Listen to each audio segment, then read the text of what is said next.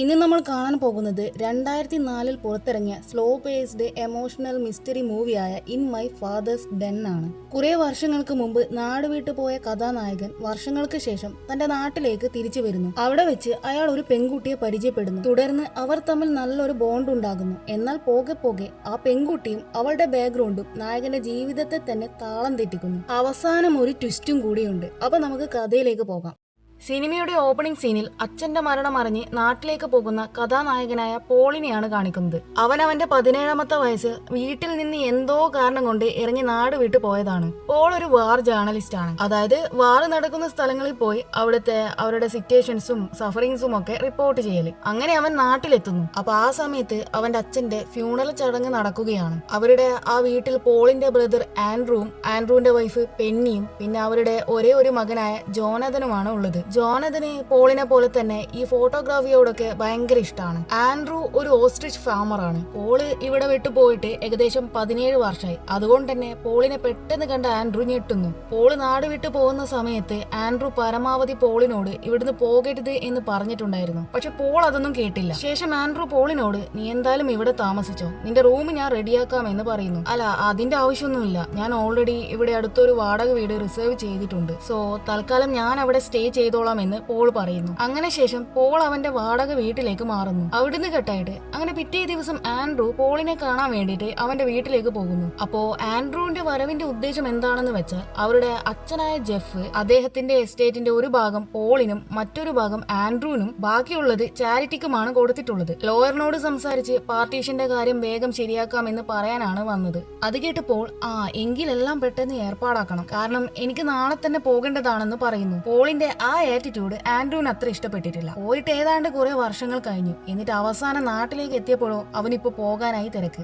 നിനക്ക് പോയിട്ട് വേറെ ഇമ്പോർട്ടന്റ് കാര്യങ്ങൾ ചെയ്യാൻ ഉണ്ടാകുമായിരിക്കുമല്ലേ, ഇനി നിന്നെ കാണണമെങ്കിൽ ഇതുപോലെ 17 വർഷം കഴിയേണ്ടി വരില്ലേ എന്നൊക്കെ പോൾ പോകുന്നതിൽ ഒട്ടും ഇഷ്ടമല്ലാത്ത രീതിയിൽ പറഞ്ഞ് ആൻഡ്രൂ അവിടുന്ന് പോകുന്നു. അവിടുന്ന് കെട്ടായിട്ട് അടുത്ത സീനിൽ പോൾ അവനും ആൻഡ്രൂവും മുമ്പ് താമസിച്ച് അവരുടെ ആ പഴയ വീട്ടിലേക്ക് പോകുന്നു. അവന്റെ അച്ഛന്റെയും അമ്മയുടെയും കൂടെയുള്ള ഒരുപാട് ഓർമ്മകൾ അവനിൽ വരുന്നുണ്ട്. അവന് അമ്മയെക്കാളും കൂടുതൽ അടുപ്പം അച്ഛനോടായിരുന്നു. അച്ഛൻ ജെഫ് ഒരു ഫാർമർ ആയിരുന്നു. അപ്പൊ അവരുടെ ഫാം ഹൗസിൽ കെമിക്കൽസ് ഒക്കെ സ്റ്റോർ ചെയ്യുന്ന ഒരു റൂമുണ്ട്. കെമിക്കൽസ് ഒക്കെ സൂക്ഷിക്കുന്നത് കൊണ്ട് തന്നെ ആ റൂമിൽ ആരും കയറാൻ ജെഫ് വിടാറില്ല. ഇവിടെ പോൾ എന്നിട്ട് ആ റൂമിലേക്ക് കയറുന്നു. ഇൻഫാക്ട് അത് കെമിക്കൽ സ്റ്റോർ ചെയ്യുന്ന ഒരു റൂം ആയിരുന്നില്ല. ഒരുപാട് ബുക്സും വൈനും എല്ലാം കൊണ്ട് നിറഞ്ഞ ജെഫിന്റെ ഒരു സീക്രട്ട് റൂം ആയിരുന്നു അത്. പണ്ട് പോൾ ചെറുപ്പത്തിലായിരുന്ന സമയത്താണ് ഇവിടെ ഇങ്ങനെ ഒരു സീക്രട്ട് റൂം ഉള്ളത് അവൻ കണ്ടുപിടിച്ചത്. ജെഫ് പോളിന്റെ അമ്മയായ ഐറിസിനോട് ഇങ്ങനെ ഒരു സീക്രട്ട് റൂം ഉള്ളതിനെ പറ്റിയൊന്നും മുമ്പ് പറഞ്ഞിട്ടുണ്ടായിരുന്നില്ല. ജെഫ് ഒഴിവ് സമയങ്ങളിലൊക്കെ ഇവിടെ ഈ റൂമിലാണ് ചെലവഴിക്കാറ്. അങ്ങനെ ആ റൂമിൽ കയറിയ പോളിന് അവിടെ ഒരു ബുക്ക് കിട്ടുന്നു.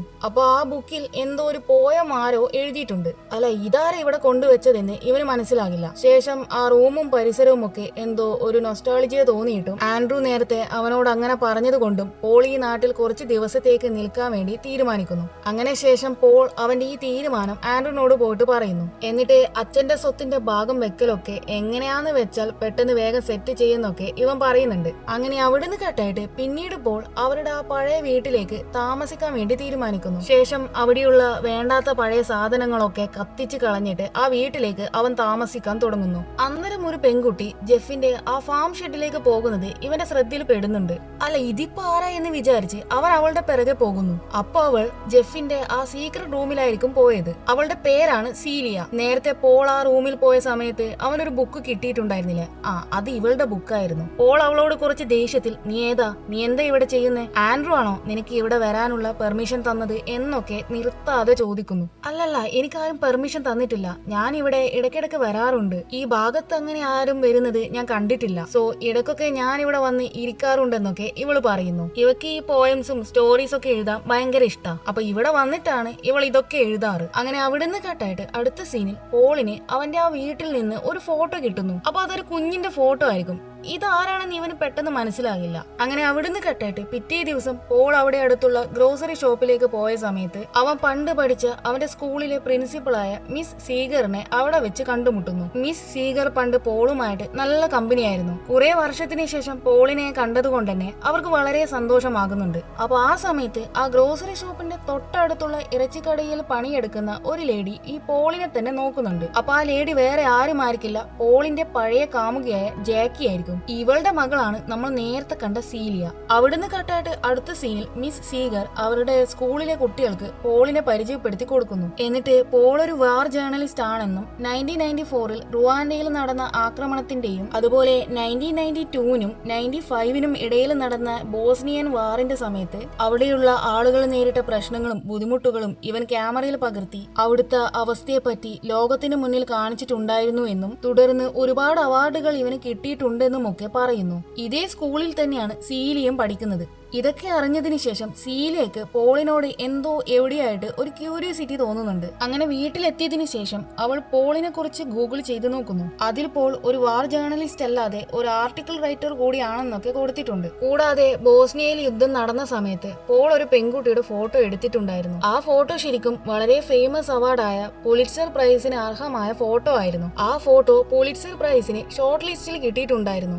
എന്നാൽ പോൾ അത് പിന്നീട് വിഡ്രോ ചെയ്തു. എന്തൊക്കെയോ പേഴ്സണൽ ഇഷ്യൂസ് ഉള്ളത് കൊണ്ടാണ് അവൻ ആ ഫോട്ടോ വിഡ്രോ ചെയ്തത് എന്നൊക്കെയായിരുന്നു പോൾ അവന്റെ ഇന്റർവ്യൂവിൽ പറഞ്ഞത്. ഇതൊക്കെ ഇവൾ ഇവിടുന്ന് കാണുന്നുണ്ട്. ഇതൊക്കെ അറിഞ്ഞതിന് ശേഷം സീലിയ പോളിനെ പറ്റിയുള്ള കാര്യങ്ങളൊക്കെ അവളുടെ ബെസ്റ്റ് ഫ്രണ്ടിനോട് ഷെയർ ചെയ്യുന്നുണ്ട്. അവിടുന്ന് കട്ടായിട്ട് അടുത്ത സീനിൽ പോളും മിസ് സീഗറും സംസാരിക്കുന്നതിനിടയിൽ മിസ് സീഗർ പോളിനോട് എന്റെ സ്കൂളിൽ ഇപ്പോൾ 3 ടീച്ചേഴ്സിന്റെ ഒഴിവുണ്ട്, അതുകൊണ്ട് നീ തിരിച്ചു പോകുന്നത് വരെ എന്റെ സ്കൂളിൽ പഠിപ്പിക്കാൻ വരുമോ എന്ന് ചോദിക്കുന്നു. അപ്പൊ പോൾ അതിന് ഓക്കെ പറയുന്നു. അങ്ങനെ അവിടുന്ന് കട്ടായിട്ട് അന്ന് രാത്രി ആൻഡ്രൂന്റെ വീട്ടിൽ പോയ സമയത്ത് ജോനഥന് ഈ ഫോട്ടോഗ്രാഫിയോടൊക്കെ നല്ല താല്പര്യമുള്ളത് കൊണ്ട് തന്നെ പോൾ അവന്റെ ഒരു ക്യാമറ ജോനഥന് കൊടുക്കുന്നുണ്ട്. അവിടുന്ന് കട്ടായിട്ട് അടുത്ത സീനിൽ അങ്ങനെ പിറ്റേ ദിവസം ജോനഥൻ പോൾ കൊടുത്ത ആ ക്യാമറ കൊണ്ട് സീലിയുടെ ഫോട്ടോ അവൾ കാണാതെ എടുക്കുന്നു.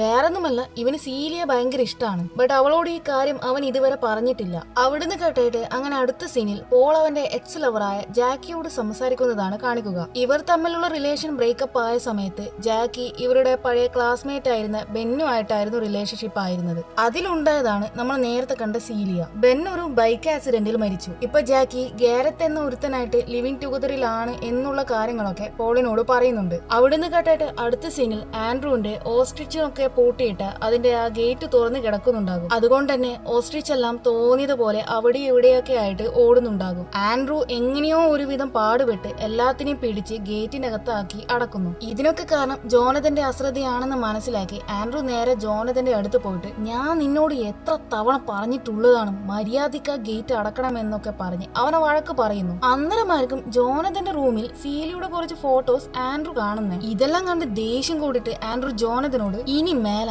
നിന്റെ കയ്യിൽ ഈ ക്യാമറ കണ്ടു പോകരുതെന്ന് പറഞ്ഞ് ആ ക്യാമറയും പിന്നെ സീലിയുടെ ആ ഫോട്ടോസും എടുത്ത് അവിടുന്ന് പോകുന്നു. ഇവിടെ ഒരു ഭാഗത്ത് ജാക്കിയുടെ കാമുകനായ ആ ഗാരത്ത് വെറുതെ സീലിയെ ശല്യം ചെയ്യാൻ നോക്കുന്നുണ്ട്. ഈ സീലിയോടുള്ള അവന്റെ പെരുമാറ്റം തന്നെ അത്രക്ക് മോശമാണ്. അറ്റ്ലീസ്റ്റ് അവൾ അവന്റെ സ്റ്റെപ്പ് ഡോട്ടർ ആണെന്നുള്ള ബോധമൊന്നും ഇവനില്ല. സീലിയ കുളിക്കുന്ന സമയത്തൊക്കെ ഒളിഞ്ഞു നോക്കുക, വെറുതെ ഫ്ലേർട്ട് ചെയ്യുക, ഇതൊക്കെ തന്നെയാണ് ഇവന്റെ മെയിൻ ഹോബി. സത്യം പറഞ്ഞാൽ ആൾ ഒരു പരമ ചെറ്റയാണെന്നർത്ഥം. ഗാരത്തിന്റെ ഇങ്ങനെയുള്ള സ്വഭാവം കൊണ്ട് തന്നെ ഇവൾക്ക് ഇവനെ തീരെ ഇഷ്ടമല്ല. ഈ ഗാരത്തിന്റെ കയ്യിലിരിപ്പിനെ പറ്റിയൊന്നും ജാക്കിക്ക് ഇതുവരെ അറിയില്ല. സീലിയ അതിനെക്കുറിച്ച് ഇതുവരെ പറഞ്ഞിട്ടുമില്ല. അവിടുന്ന് കേട്ടിട്ട് അടുത്ത സീനിൽ ഇങ്ങനെ ജാക്കിയും പോളും അവർ പ്രേമിച്ച് നടന്ന സമയത്തുള്ള പഴയ കാര്യങ്ങളൊക്കെ സംസാരിച്ച് വീട്ടിലെത്തിയതിനു ശേഷം പോളിനെ ജാക്കിയുടെ കൂടെയുള്ള ആ നിമിഷങ്ങളെല്ലാം വെറുതെ ഇങ്ങനെ ഓർമ്മ വരുന്നുണ്ട്. ഇവിടെ ജാക്കിയുടെ അവസ്ഥയും അങ്ങനെ തന്നെയായിരിക്കും. ശേഷം പോൾ അവന് മുമ്പ് ഈ വീട്ടിൽ നിന്ന് ഒരു കുഞ്ഞിന്റെ ഫോട്ടോ കിട്ടിയിട്ടുണ്ടായിരുന്നല്ലോ, ആ ഫോട്ടോ ഒന്ന് എടുത്തു നോക്കും. അപ്പോ ആ ഫോട്ടോയുടെ പിറകിൽ സീലിയ എന്ന് എഴുതിയിട്ടുണ്ടാകും. കൂടാതെ സീലിയുടെ ഡേറ്റ് ഓഫ് ബർത്തും അതിൽ എഴുതിയിട്ടുണ്ട്. നോക്കുമ്പോൾ ഏകദേശം പോള് നാട് വിട്ട് പോയതിനു ശേഷം 8 മാസം കഴിഞ്ഞാണ് സീലിയ ജനിച്ചതെന്ന് ഇവന് മനസ്സിലാകുന്നു. അവന്റെ ഉള്ളിൽ എന്തൊക്കെയോ സംശയങ്ങൾ തോന്നുന്നുണ്ട്. അവിടുന്ന് കേട്ടിട്ട് അടുത്ത സീനിൽ പിറ്റേ ദിവസം സീലിയ പോളിന്റെ വീട്ടിലേക്ക് പോകുന്നു. എന്നിട്ട് അവളെ പരിചയപ്പെടുത്തിയതിനു ശേഷം സ്കൂളിലെ അസൈൻമെന്റിന്റെ ഭാഗമായിട്ട് പോൾ ഈ നാട്ടിലെ ഫേമസ് ആയതുകൊണ്ട് തന്നെ അവൻ ഇന്റർവ്യൂ എടുക്കാൻ വന്നതാണെന്നൊക്കെ പറയുന്നു. സോ പോള് ഇന്റർവ്യൂവിന് റെഡി ആകുന്നുണ്ട്. പോളിന് മനസ്സിലായി ഇത് ജാക്കിയുടെ മകളാണെന്നുള്ള കാര്യം. സീലിയ പോളിനോട് എന്തൊക്കെയോ ക്വസ്റ്റ്യൻസ് ചോദിക്കുന്നുണ്ട്. സത്യം പറഞ്ഞാൽ അവൾ പോളുമായിട്ട് പരിചയപ്പെടാൻ വേണ്ടിയാണ് ഇന്റർവ്യൂ എന്ന പേരിൽ കള്ളം പറഞ്ഞ് ഇവിടേക്ക് ഇപ്പം വന്നത്. ശേഷം അവൾ നിങ്ങൾ എങ്ങനെയാ വാർ ജേർണലിസ്റ്റ് ആയതെന്നൊക്കെ ചോദിക്കുന്നുണ്ട്. ഞാൻ ലണ്ടനിൽ ന്യൂസ് റൈറ്റർ ആയിട്ടായിരുന്നു വർക്ക് ചെയ്തിരുന്നത്. പെട്ടെന്ന് അവർ ബോസ്നിയയിൽ യുദ്ധം നടന്ന സമയത്ത് അവിടുത്തെ കാര്യങ്ങളൊക്കെ ഫോട്ടോ എടുത്ത് പുറം ലോകത്തെ കാണിക്കാൻ വേണ്ടി ആരെങ്കിലും ബോസ്നിയയിൽ പോകണമെന്ന് ആവശ്യപ്പെട്ടു. സോ ആ സമയം ഞാനായിരുന്നു അവിടെ പോയിട്ട് അവിടുത്തെ ഫോട്ടോ ഒക്കെ എടുത്തത്. അങ്ങനെ ഇവൾ ക്വസ്റ്റ്യൻസ് ഓരോന്നും ചോദിച്ച് അവസാനം ബോസ്നിയയിൽ നിന്ന് പോൾ ഒരു പെൺകുട്ടിയുടെ ഫോട്ടോ എടുത്തതായിട്ട് അവൾ ഗൂഗിളിൽ വായിച്ചിട്ടുണ്ടായിരുന്നല്ലോ. അപ്പൊ ആ ഫോട്ടോ പുലിറ്റ്സർ പ്രൈസിന്റെ നോമിനേഷനിൽ നിന്ന് എന്തുകൊണ്ട് പിൻവലിച്ചു എന്നൊക്കെ ഇവൾ ചോദിക്കുന്നുണ്ട്. അതൊരു വലിയ കഥയാണെന്ന് ഇവൻ പറയുമ്പോൾ അത് കുഴപ്പമില്ല, എനിക്ക് ഇഷ്ടം പോലെ സമയമുണ്ടെന്ന് ഇവൾ. അതായത് ചേച്ചിനിയ റഷ്യയുടെ കീഴിലായതുകൊണ്ട് തന്നെ ഫ്രീഡം കിട്ടാത്തത് കൊണ്ട് ചേച്ചിനിയുടെ പ്ലാൻ ആയിരുന്നു റഷ്യൻ സോൾജേഴ്സിനെ അറ്റാക്ക് ചെയ്യുക എന്നുള്ളത്. ആ പ്ലാൻ വളരെ സീക്രട്ട് ആയിട്ടായിരുന്നു ചേച്ചിനെ വെച്ചത്. എന്നാൽ ആ പ്ലാനിനെ പറ്റി ഞാൻ അറിഞ്ഞു. അതുകൊണ്ട് തന്നെ ഞാൻ ആ കാര്യം ന്യൂസിൽ പബ്ലിഷ് ചെയ്യാൻ തീരുമാനിച്ചു. എന്നാൽ എന്റെ ഫ്രണ്ട്സ് ഞാനിങ്ങനെ ചെയ്യാൻ പോവുകയാണെന്ന് അറിഞ്ഞ് അങ്ങനെ ചെയ്യരുതെന്നും ഈ കാര്യം എങ്ങാനും റഷ്യ അറിഞ്ഞാൽ പിന്നെ അവർ ചേച്ചിനെ ആക്രമിക്കുമെന്ന് പറഞ്ഞ് എനിക്ക് വാണിംഗ് തന്നിട്ടുണ്ടായിരുന്നു. എന്നാൽ ഞാൻ ഇതൊന്നും കാര്യമാക്കാതെ ചേച്ചിനിയുടെ ഈ പ്ലാൻ ന്യൂസിൽ പബ്ലിഷ് ചെയ്തു. അതോടെ റഷ്യ ഈ കാര്യം അറിഞ്ഞു. തുടർന്ന് അതിന്റെ ദേഷ്യത്തിൽ റഷ്യ ചേച്ചിനിയിലെ ഗ്രാമങ്ങളെല്ലാം ആക്രമിച്ച് അവിടെയുണ്ടായ പാവപ്പെട്ട 1000-ഓളം ആളുകളെ കൊന്നുകളഞ്ഞു.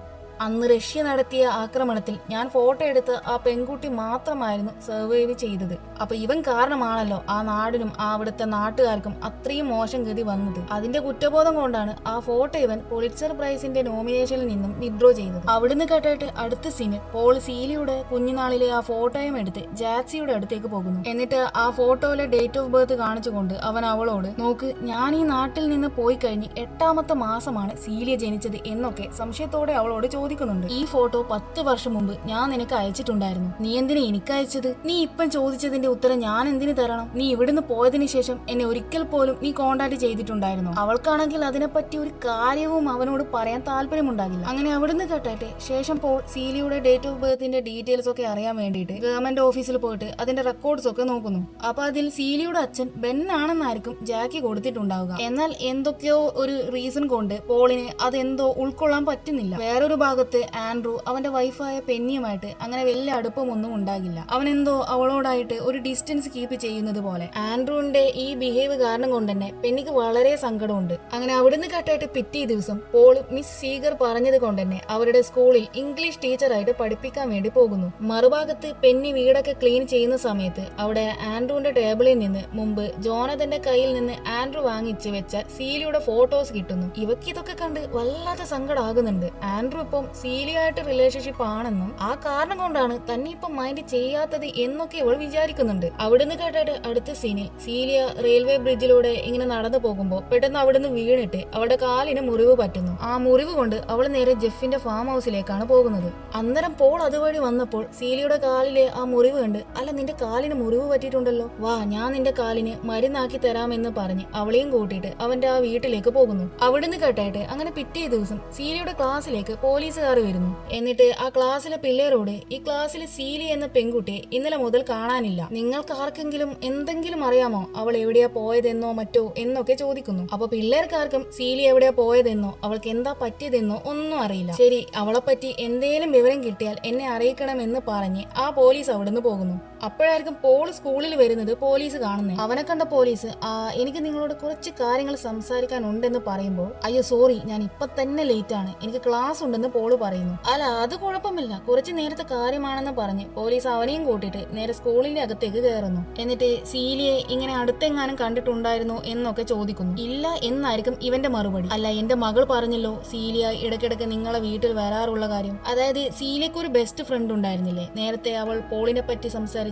ഒരു പെണ്ണ്, അവളുടെ അച്ഛനാണ് ഈ പോലീസ്. സീലി ഇടയ്ക്കിടയ്ക്ക് എന്റെ വീട്ടിൽ വരാറുണ്ട്, കൂടുതലും സൺഡേ ആണ് വരിക. എന്നിട്ട് എന്റെ കയ്യിൽ നിന്നും അവൾക്ക് ആവശ്യമുള്ള ബുക്സ് വാങ്ങിച്ചിട്ട് പോകും. അവിടുന്ന് കേട്ടായിട്ട് അടുത്ത സീനിൽ സീലിയക്ക് അന്ന് മുറിവ് പറ്റിയപ്പോൾ അവൾക്ക് മരുന്ന് വെച്ച് കൊടുക്കാൻ പോൾ അവളെയും കൂട്ടിയിട്ട് അവന്റെ വീട്ടിൽ പോയ സമയത്തുള്ള പാസ്റ്റ് ആയിരിക്കും കാണിക്കുക. അപ്പൊ ആ സമയം സീലിയ പോളിനോട്, നിങ്ങളും എന്റെ അമ്മയും തമ്മിൽ എത്ര കാലം റിലേഷൻഷിപ്പിലായിരുന്നു എന്ന് ചോദിക്കുന്നു. ഞാനും ജാക്കിയും റിലേഷൻഷിപ്പിലായിരുന്ന കാര്യം നീ എങ്ങനെ അറിഞ്ഞു? അവൾ അതിനെപ്പറ്റി നിന്നോട് പറഞ്ഞിട്ടുണ്ടായിരുന്നു എന്ന് പോൾ ചോദിക്കുന്നുണ്ട്. അപ്പോഴായിരിക്കും സീലിയ ചോദിച്ചതിന്റെ കാരണം പോളിന്റെ കാൽവിരലിൽ ജാക്കിയുടെ പേര് പച്ച കുത്തിയിട്ടുണ്ടായിരുന്നു. അത് കണ്ടാണ് സീലിയ ചോദിച്ചതെന്ന് ഇവന് മനസ്സിലാകുന്നു. നിങ്ങൾ എപ്പോഴാണ് ബ്രേക്കപ്പ് ആയതെന്ന് ഇവൾ ചോദിക്കുമ്പോൾ 17ാമത്തെ വയസ്സിലാണെന്ന് പോൾ ഉത്തരം കൊടുക്കുന്നു. അങ്ങനെ ഇവർ സംസാരിച്ച് നല്ല കമ്പനി ആകുന്നുണ്ട്. ശേഷം സീലിയ ഇവന്റെ വീട്ടിൽ ഇടയ്ക്കിടയ്ക്ക് വരാനും പോകാനും ഒക്കെ തുടങ്ങി. പ്രസന്റിൽ മകളെ കാണാത്തതിന്റെ സങ്കടത്തിലായിരിക്കും ജാക്കി.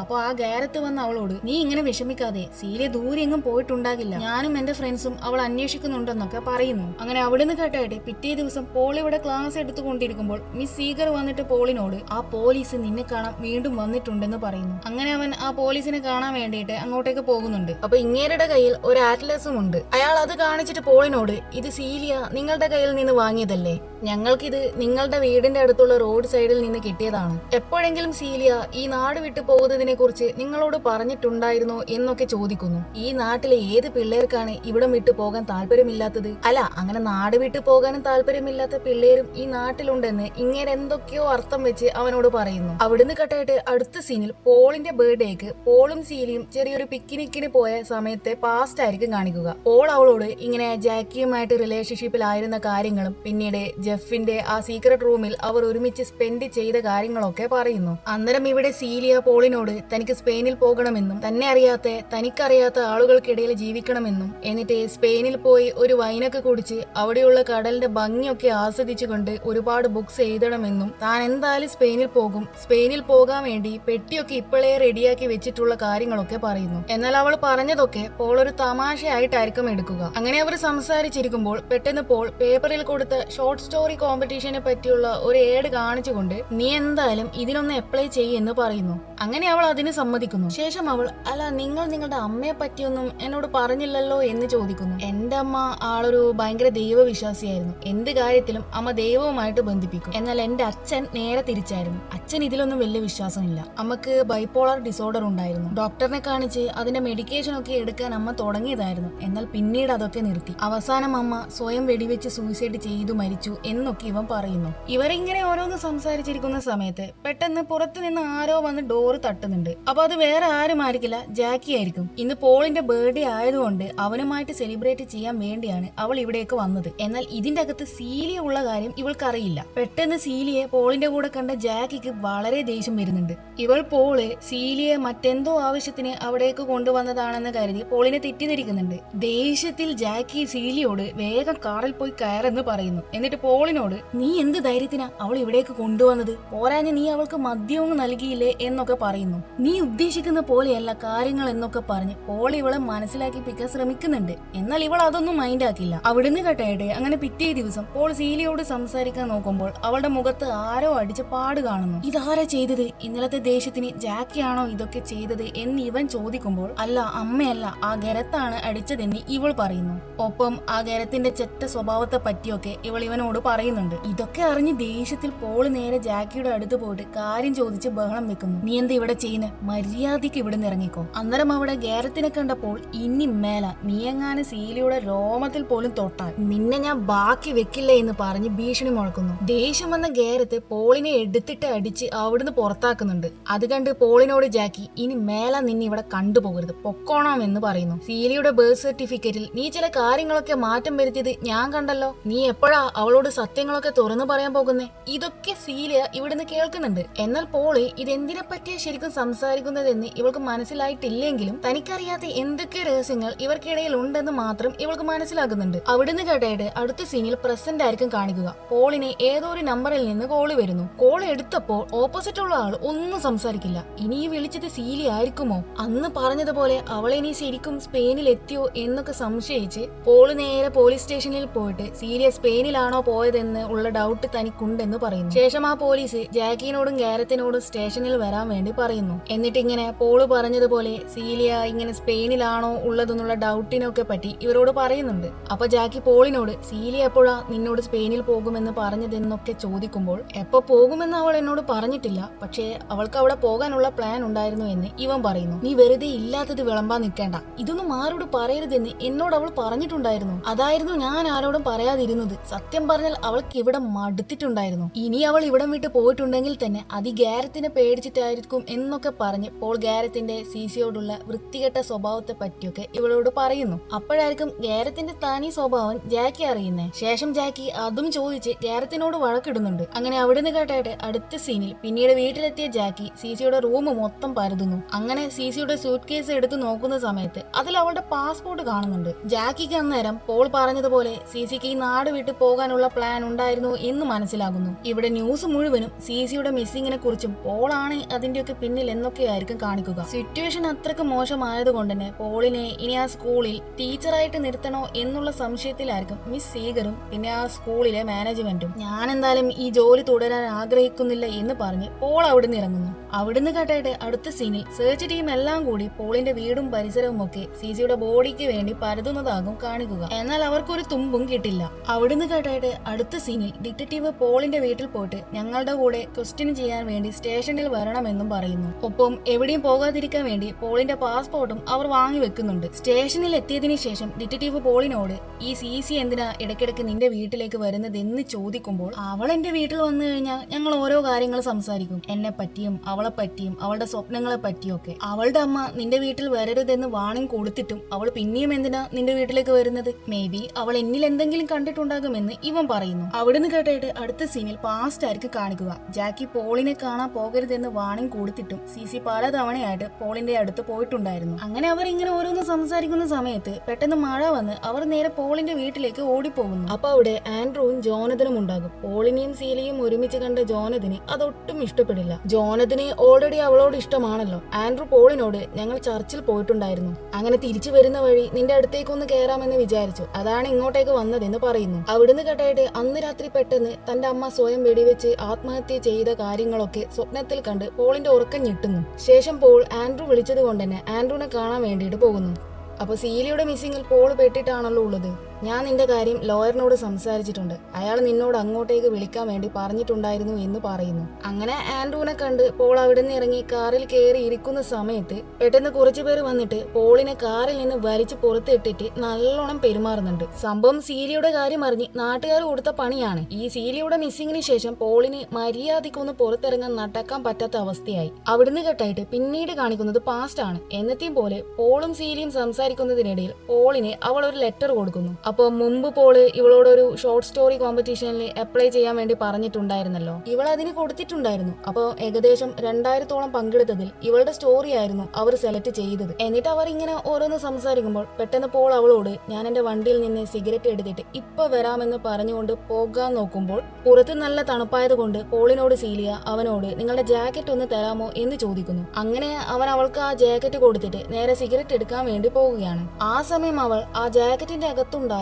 പോളിന്റെ വാലറ്റ് തുറന്നു നോക്കുന്നുണ്ട്. അപ്പൊ അതിൽ സീലിയുടെ കുഞ്ഞിനാളിലെ ആ ഫോട്ടോ ഇല്ലേ, അത് ആ വാലറ്റിൽ അവൾ കാണുന്നുണ്ട്. അപ്പൊ ഇവൾക്ക് എന്തൊക്കെയോ ഡൗട്ട് വരുന്നുണ്ട്. ശേഷം അവൾ നേരെ ജാക്കിയുടെ അടുത്ത് പോയിട്ട് ജാക്കിയോട് പോളാണോ അവളുടെ അച്ഛൻ എന്നൊക്കെ ചോദിക്കുന്നു. ജാക്കി അതിന് കറക്റ്റ് ആയിട്ട് ആൻസർ കൊടുക്കില്ല, പകരം ഇതിന്റെ ആൻസർ കുറച്ച് കോംപ്ലിക്കേറ്റഡ് ആണെന്ന രീതിയിൽ പറയുന്നു. ഇതൊക്കെ കേട്ട് സീലേക്ക് ഏകദേശം തന്റെ അച്ഛൻ പോളാണെന്നുള്ള കാര്യം ഉറപ്പാകുന്നുണ്ട്. അവിടുന്ന് കേട്ടയുടെ അടുത്ത സീനിൽ ശേഷം സീലിയ അവളുടെ ആ ചെറുപ്പത്തിലുള്ള ഫോട്ടോ എടുത്തിട്ട് നേരെ പോളിന്റെ അടുത്ത് പോയിട്ട് നിങ്ങളാണല്ലേ എന്റെ അച്ഛൻ, എന്നിട്ട് നിങ്ങൾ ആ കാര്യം എന്നോട് പറഞ്ഞില്ല. അന്ന് വാർ നടന്ന സമയത്ത് നിങ്ങളെടുത്ത ആ പെൺകുട്ടിയുടെ ഫോട്ടോ ഷോർട്ട് ലിസ്റ്റിലായിട്ട് പോലും നിങ്ങൾ അത് വിഡ്രോ ചെയ്തതിന്റെ റീസൺ എനിക്ക് ഇപ്പോ മനസ്സിലായി. കാരണം അവളിൽ നിങ്ങൾ എന്നെ കണ്ടു എന്നൊക്കെ പറഞ്ഞ് ഇവൾ വല്ലാതെ ഒച്ചയെടുക്കുന്നുണ്ട്. ഇതൊക്കെ കേട്ട് പോൾ അവളോട് പരമാവധി കാര്യങ്ങൾ പറഞ്ഞ് ആശ്വസിപ്പിക്കാൻ നോക്കുന്നുണ്ടെങ്കിലും അതൊന്നും ഇവൾ കേൾക്കില്ല. അവിടുന്ന് കേട്ടായിട്ട് ഇവിടെ പ്രസന്റിൽ സീലിയുടെ മിസ്സിങ്ങിന് പിന്നിൽ പോളാണെന്ന് സംശയമുള്ളത് കൊണ്ട് തന്നെ അവന് പുറത്തിറങ്ങാൻ നടക്കാൻ പറ്റാത്ത അവസ്ഥയായിട്ടാണുള്ളത്. നാട്ടുകാരാണെങ്കിൽ കാണുമ്പോ ഇവനിട്ട് നല്ലോണം കൊടുക്കുന്നുണ്ട്.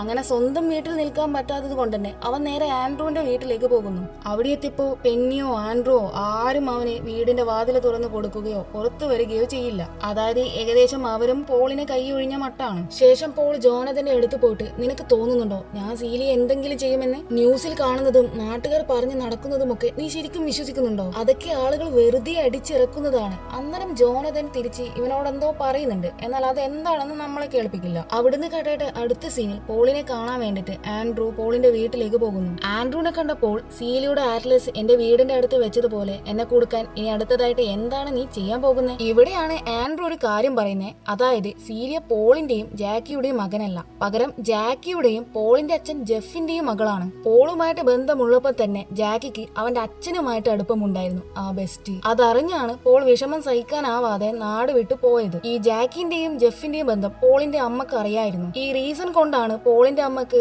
മാനസിക പ്രശ്നങ്ങളൊക്കെ വന്നത്. തുടർന്ന് ജാക്കി പ്രഗ്നന്റ് ആണെന്ന് അറിഞ്ഞപ്പോഴാണ് പോളിന്റെ അമ്മ സ്വയം ഷൂട്ട് ചെയ്ത് ജീവൻ ഒടുക്കിയത്. പോള് നാടുവിട്ട് പോയതിനു ശേഷം 8 മാസം കഴിഞ്ഞാണല്ലോ ജാക്കി പ്രസവിച്ചത്. ഈ ജെഫും ജാക്കിയും തമ്മിലുള്ള ബന്ധം പോൾ അവന്റെ കണ്ണുകൊണ്ട് കണ്ടതായിരുന്നു. സത്യത്തിൽ പോളിന് സീലിയുടെ അച്ഛൻ ജെഫ് ആണോ എന്നുള്ള ഡൗട്ടായിരുന്നു ഉണ്ടായത്. അതാണ് ഒരിക്കൽ പോൾ ജാക്കിയുടെ വീട്ടിൽ പോയ സമയത്ത് അവളോട് നീ എപ്പോഴാണ് സീലിയോട് സത്യങ്ങൾ തുറന്നു പറയുക എന്ന് പറഞ്ഞത്. അതായത് ജെഫ് ആണ് സീലിയുടെ അച്ഛൻ എന്ന സത്യം. ജെഫ് മരിക്കുന്നതിന് മുമ്പ് പോളിനും ആൻഡ്രൂവിനും സ്വത്ത് കൊടുത്തതുപോലെ സീലിയക്കും അയാളുടെ സ്വത്തിന്റെ ഒരു ഭാഗം കൊടുത്തിട്ടുണ്ട്. ശേഷം ഇങ്ങനെ ജെഫ് ആണ് സീലിയുടെ അച്ഛൻ എന്നും സ്വത്തിന്റെ ഒരു ഭാഗം ജെഫ് സീലിയക്കും വിൽപത്രത്തിൽ എഴുതിയിട്ടുണ്ടായിരുന്നു എന്നൊക്കെ സീലിയോട് ആൻഡ്രൂ പറഞ്ഞിട്ടുണ്ടായിരുന്നു. എപ്പോഴാ പറഞ്ഞതെന്ന് വെച്ചാൽ സീലിയ മിസ്സിംഗ് ആവുന്നതിന്റെ കുറച്ച് മണിക്കൂർ മുമ്പ്. അതായത് പോളിന്റെ വീട്ടിൽ നിന്ന് അവൾ തിരിച്ചു വരുന്ന സമയത്തായിരുന്നു ആൻഡ്രൂവിനെ കണ്ടതും ആൻഡ്രൂ ഇങ്ങനെ ഈ കാര്യങ്ങളൊക്കെ പറഞ്ഞതും. എന്നാൽ ആൻഡ്രൂ ഇങ്ങനെ സ്വത്ത് സീലിയുടെ പേരിൽ ജെഫ് എഴുതി വെച്ച കാര്യങ്ങളൊന്നും പറഞ്ഞിട്ടും സീലിയ വിശ്വസിച്ചിട്ടുണ്ടായിരുന്നില്ല. അവസാനം നിനക്ക് ഞാൻ അതിന്റെ വിൽപത്രം കാണിച്ചു തരാമെന്ന് പറഞ്ഞ് ആൻഡ്രൂ അവളെയും കൂട്ടിയിട്ട് അവന്റെ വീട്ടിലേക്ക് പോകുന്നു. അന്നേരം പെന്നി ഇവളെ കാണുന്നുണ്ട്. മുമ്പ് ആൻഡ്രൂന്റെ ടേബിളിൽ നിന്ന് സീലിയുടെ ഫോട്ടോ പെന്നിക്ക് കിട്ടിയിട്ടുണ്ടായിരുന്നല്ലോ. അപ്പൊ ഇവൾ വിചാരിച്ചത് ആൻഡ്രൂ ഇവളെ ഇവിടുന്ന് പറഞ്ഞയച്ചിട്ട് സീലിയുടെ കൂടെ ഒരുമിച്ച് ഇവിടെ ജീവിക്കാനുള്ള പ്ലാൻ ആണെന്നാണ്. ആൻഡ്രൂന്റെ കാര്യം ഇവിടെ എടുക്കുകയാണെങ്കിൽ അവൻ അവന്റെ അമ്മ മരിച്ചതിന്റെ ട്രോമ ഇപ്പോഴും ഉണ്ട്. അതുകൊണ്ടാണ് അവൻ പെന്നിയോട് ഡിസ്റ്റൻസ് കീപ്പ് ചെയ്യുന്നത്. അല്ലാതെ അവന് ഇഷ്ടമല്ലാഞ്ഞിട്ടല്ല. ഇവിടെ പെന്നി നല്ല ദേഷ്യത്തിൽ സീലിയോട് എനിക്കറിയാം നീ ഇവിടെ വന്നതിന്റെ ഉദ്ദേശം എന്താണെന്ന്, അതെന്തായാലും നടക്കില്ല, മര്യാദയ്ക്ക് ഇവിടുന്ന് പോയെന്ന് പറയുന്നു. അന്നേരം സീലിയ ആൻഡ്രൂനോട് അല്ല നിങ്ങളപ്പോ സത്യങ്ങളൊന്നും ഇവരോട് പറഞ്ഞില്ലേ എന്ന് പെന്നിയെ ഉദ്ദേശിച്ചുകൊണ്ട് ചോദിക്കുന്നുണ്ട്. ഇവിടെ സീലിയ ഉദ്ദേശിച്ചത് അവൾ ശരിക്കും ആൻഡ്രൂവിന്റെ സ്റ്റെപ്പ് സിസ്റ്റർ ആണല്ലോ. അപ്പൊ ആ കാര്യം ചിന്തിച്ചിട്ടാണ് ഇവൾ ആൻഡ്രൂനോട് അങ്ങനെ ചോദിച്ചത്. പക്ഷെ പെന്നി വിചാരിച്ചത് സീലിയ